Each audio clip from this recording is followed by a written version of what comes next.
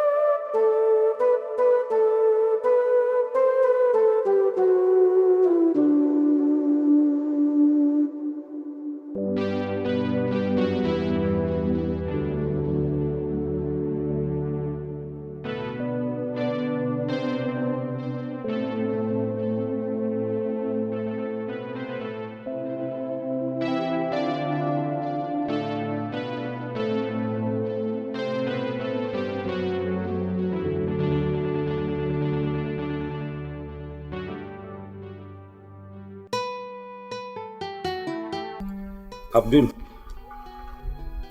ka san me dalilin da ya sa na kira ka? Ka kalli cikin idona, ka gaya min gaskiya. As your friend, not as your elder brother. All these days na yi reading ɗinka psychologically na ga kamar akwai abin da yake damunka. Walwalarka ta canja, farin cikinka ya canja. In short ka canja ga baki ɗaya kamar ba kai ba. Ba abin da yake damu. Ba fa tambaye ka nake yi me yake damun ka ba. Ina so ka gaya min me yake damun ka. Wai yadda ne reading naka. I know there must be something fish. Ka fuskance ni? Kada ka manta, Abdul, ni ɗan uwanka ne na jini. Idan baka fito ka gaya min abin da ke damun ka ba, wa za ka gaya wa a duniya? Tell me. In ban gaya maka damuwa ta ba, wa zan gaya wa? Domin ban da wani bango da ya wuce. To shikenan dan uwana. Allah ya sa abin nan da ka gaya min har cikin zuciyarka haka ne. Domin ka san wani abu, tun muna yara, ka san ba abin da yake tayin min da hankali irin ɓacin ranka.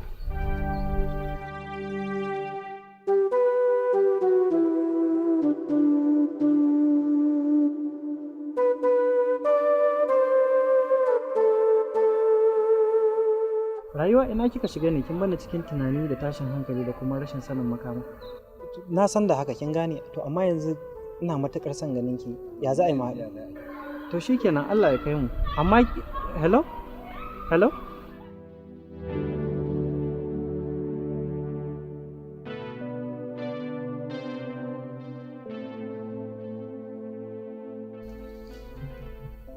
Ya aka yi?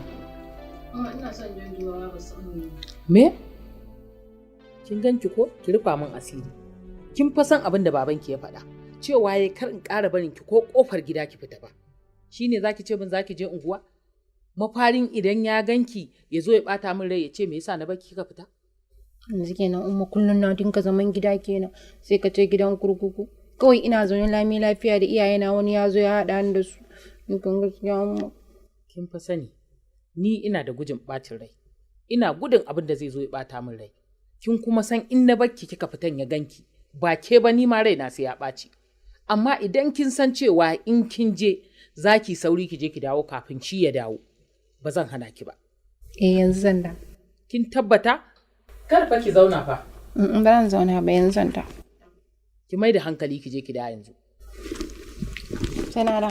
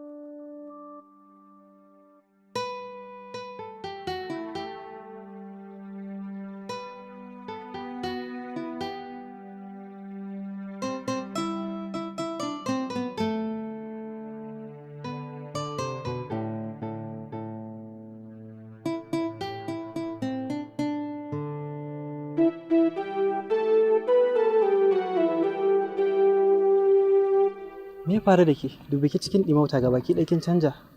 Da fatan dai kina lafiya. Idan na ce maka ina cikin kwanciyar hankali da jin daɗi na maka ƙarya. Wallahi bani da lafiya. Bana iya bacci, bana iya cin abinci. Yaya na bacci ya guje ni, farin ciki da kwanciyar hankali sun ƙaurace min. Ka sani ji nake yanzu kamar ba zan iya rayuwa ba. Kai ne jigona sannan kuma kai ne rayuwata. Tabbas rayuwata akwai gibi mai yawa, matukar zan yi rayuwa babu kai. Tabbas ki sani ina son ki, sannan ban da burin da ya wuce in zama miki garkuwa. Sannan shinge gare ki daga kowace irin damuwa. Me kike da muradi? Me kike so? Sannan kuma me kika yanke a matsayin abin da zai zama mana mafita? Ba abin da nake ji zan iya yankewa a yanzu. Tunanina a tsaye yake, hankalina baya jikina, ba zan iya yanke hukuncin komai ba a yanzu.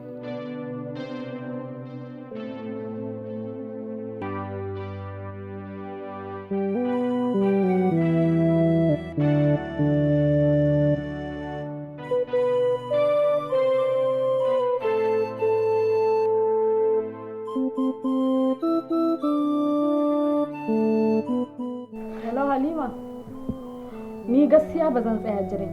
A'a gaskiya ba zan tsaya jiran ki ba. Kawai ki fito mu haɗu da ki a kantin Abba Kabugawa kusa da na Abba Ɗorayi. Shikenan. To. Hawa, mutum a ce shi kullum za a fita da shi sai ran mutum ya ɓaci. Umma na tafi.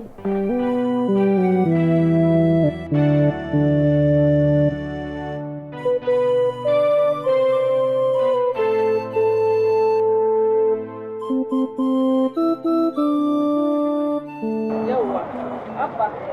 Kana na zo an sa, kayi ko baka yi bane? In ka san baka yi ba kawai ka bar les ina wuce. Na gaji da wahalan gada nake. Na gaji ba zan iya hakuri ba yau din. Ha ba gimbiya kyau, sarauniyar mata. Wallahi kwata-kwata in kina faɗa ma fuskar ki ba ta dacewa da irin wannan magana. Wannan daɗin bakin naka ba zai fishe ka ko ba, ni kawai kana nake so. In ka san baka gama ba ni in san da nake ciki. Ka bani kana kawai, na gaji. Kayanki sun zama ready. Gogiya kawai za a yi kika. Kin gani?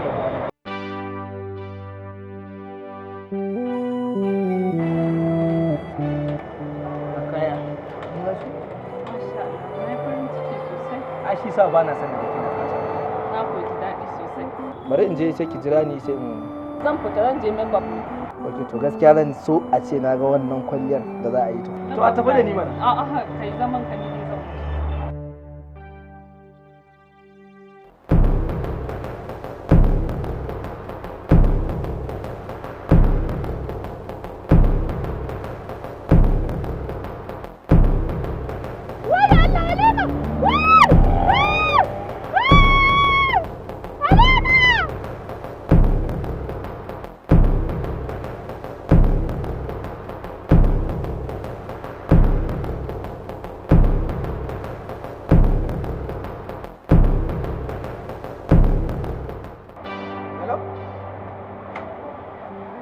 Na sani. Ki bari mana, ai akwai sauran lokaci, daren bai ba. Yauwa sai ki zo ki karba, baki da damuwa shi. Kai. Oga, kayan nan fa ba su kammala ba kuma na ga ce mata kayan Israeli. Na san ba su kammala ba. Ka san me yasa ne haka? Kawai dora tana ki kyambera ta wuri. Ni ma yanzu guduwa zan yi. In ta dawo ka san abin da zaka gaya mata. Dan in na tsaya nan akwai matsala. Za a iya ritse na ciki. Kawai ka sanya za ku yi ta. Ni zan gaskiya wuce zan yi. Saboda in na tsaya akwai matsala.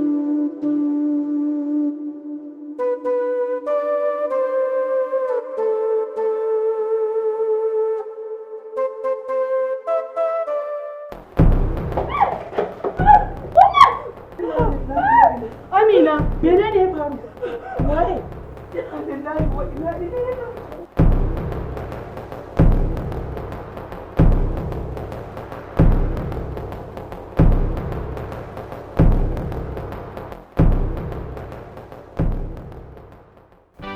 Ina jin ki. To ake son abin sai a hankali. Ba komai, ba wata matsala. Kin ga bari kawai idan muka haɗu a wurin bikin nan sai a yi magana. Shi kenan na ji zan taho miki da shi. To shi kenan sai an jima.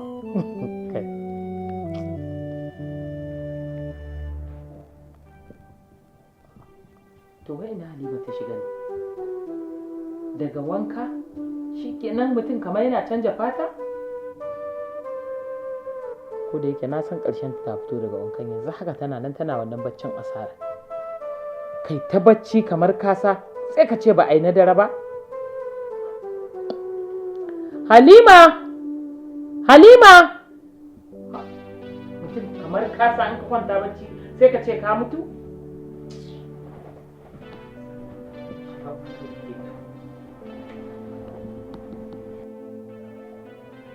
Halima! Halima!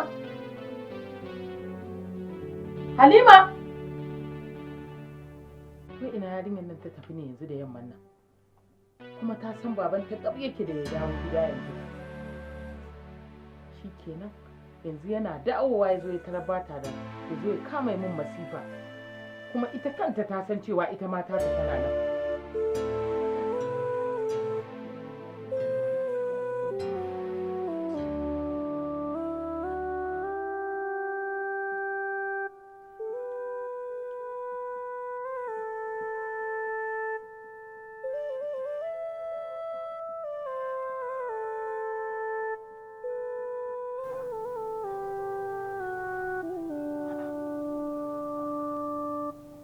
Wayar ma kashewa ta yi?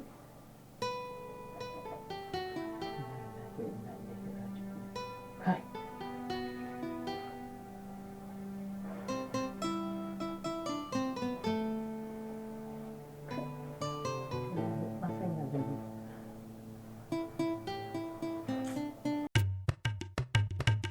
An haɗa rayuwar mutane suke yin kwana. Ruhina da nake ba sa nufin ban kwana. Kici madara da lemon da ke sanya kalbina. Kici ruwan zuma silama da jin daɗina. Kici rufe da buɗe ido kunne bakina. Na jalatin nisa'u duka ba wanda ke gabana. Kaunar ki ta yi mamaya ɓargo ruwan kashina. Ki zan bawa hankali da lokaci da batuna. Ki zan walallashi da kula ke zikar jikina. Fushi da ke babu abadan zamu kankame juna. Na rasa yadda nake ji son kare fasan kaina. Allura ta sokin yamin kice makarina. Mahabubiya so abincin rayuwa. Daga ƙololuwar zuciya na ji sanki da gaskiya.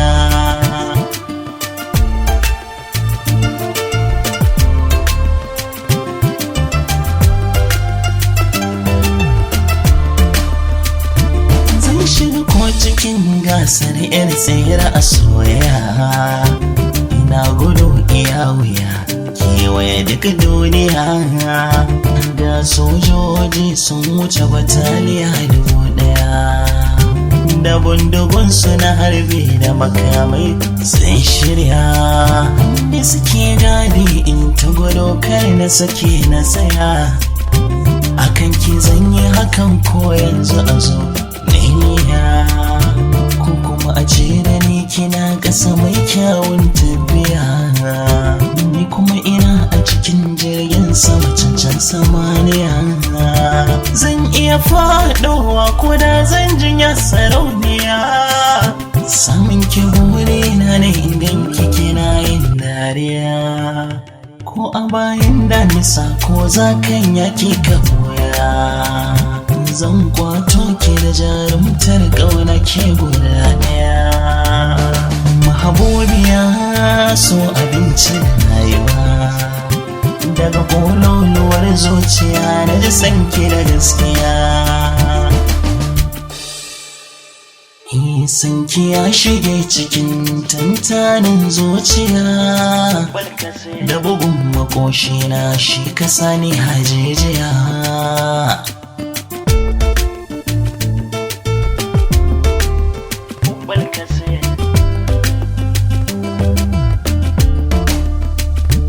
kallon ki so ɗaya yana hargitsa baccin idaniya jan sautin kina tsaye da duka tunanin zuciya farin cikin kina kosar da ciki baki daya murmushin nan na kina kawo da kishawa gudaniya rashin ganin kina fitar da hawaye na itinijiya jin daɗin ki ne waraka ta jini har da jijiya ki taho in taho ya fi min gida ko dukiya shigar ki damuwa jini da zazzabi da kacaniya karki sani hawan jini da ciwon zuci ko farfadiya ba a gane kai ko a mafarki ki kai mini shariya kina da kyau da kwalliya ki kyau in babu kwalliya ko inuwarki ina gani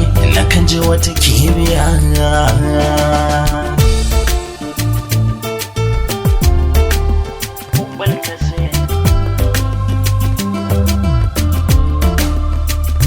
sanki ya shige cikin tantanin zuciya da bugun makoshi na shi kasa ne hajijiya da ɗan lokaci kankani ina gani za mu kasance tare. A tunaninka ko? Wai ku me yasa maza kuke da son kanku? Akan muradin ku babu abin da ba za ku iya yi ba. Faɗar magana ita ce za ki zo ki saka kanki a damuwa ki zauna kina kuka? Umma abba ya tarwatsa min rayuwa ta kenan. To daga wannan shine magana ta da kai ta ƙarshe. Ni ke fa nake ma zargi ba. Ni kuma? Duk matsalolin naku ɗaya ne. Yanzu ana nufin sai za mu rasa juna har abada kenan. Domin ba zan taɓa auren wani idan ba kai ba gaskiya. Ni ma bana da fatan da ya wuce haka a rayuwa. Kaddara. Kun ga ruki bakin wuta kuwa? Dole da mamaki domin kwabiri yayi kama da mutum. Har in shigo gurin nan in zauna baki daga kai kin kalle ni ba kina jin kowa yana kiran suna. Wannan irin tambaya haka sai ka ce ina gaban alƙali? Kusan haka domin in ba kya gaban alƙali kina gaban maman marasa gata. Domin kaf cikin makarantar nan idan matsala ta taso miki in dai ya biyo ta hannuna to abin zai zo miki da sauki. Ki ƙara shiga harka ta. Kai dala malam dakata. Kai kaga nayi ma kallon matan da zan zo na ina kula irin kazaman yara irin ku a cikin school ne? Allah ki yawo. Ya za a yi da ina so mu dan gana. Sorry gaskiya yanzu ina da abubuwan yi da yawa sai dai na samu dan free time. Ruki. Tambaya wace ce Ruki bakin wuta? Kin fi kowa sanin abin da ya kawo ni makarantar nan. Karatu ya kawo ni ba neman kawa ba. Ko ba karatu ba kamar yadda kike manne da shi a kullum kamar wani mijinki. Ai dama duk wanda bai yi sharan masallaci ba ya zo ya yi ta kasuwa. Kuma arziki cinsa ai sai ɗansa. Idan baki ba wanda zai taimake ki ba kya je ki ba mu wanda sai dai shi ya nema daga gare ki. To wallahi sai dai a shirya kai gawa na gidansa wallahi tallahi. Kika saki kika aikata wannan kuskuren har abada ba za ki taɓa iya yafe makanki ba. Haka mutum ɗan kai ke kan wani ba. Kamar ya kenan? Kamar yadda kike. Ita ce ƙaunar ka dare Me faru da ke? Biki cikin ɗimauta ga baki ɗakin canja. Idan na ce maka ina cikin kwanciyar hankali da ƙoshin lafiya na maka ƙarya. Bacci ya guje ni, farin ciki da kwanciyar hankali sun ƙaurace min. Ka sani ji nake yanzu kamar ba zan iya rayuwa ba. Kai ne jigona sannan kuma kai ne rayuwata. Tabbas ki sani ina son ki. Sannan ban da burin da ya wuce in zama miki gari. Ba zan iya rayuwa ba. Kai, ƙawata, wannan ƴar wahalan yarinyar? Ai ita hanyar Kaduna da Abuja tafiya ɗaya ne. Dama ƙarshen adewa ƙasa. Sai dai kawai abu ɗaya. Duk wanda ya zo inda zai sauka dole shi ya sauka. Kuɗi za a samu da ita. Kuma sabon kan hanya baya hana arau. Dama idan baka yi sharar masallaci ba ka zo kai. Za ku ji wasu gwalagwalan sirrika da za mu ba ku daga cikin sirrikan da suke kunshi a cikin kulhuwa.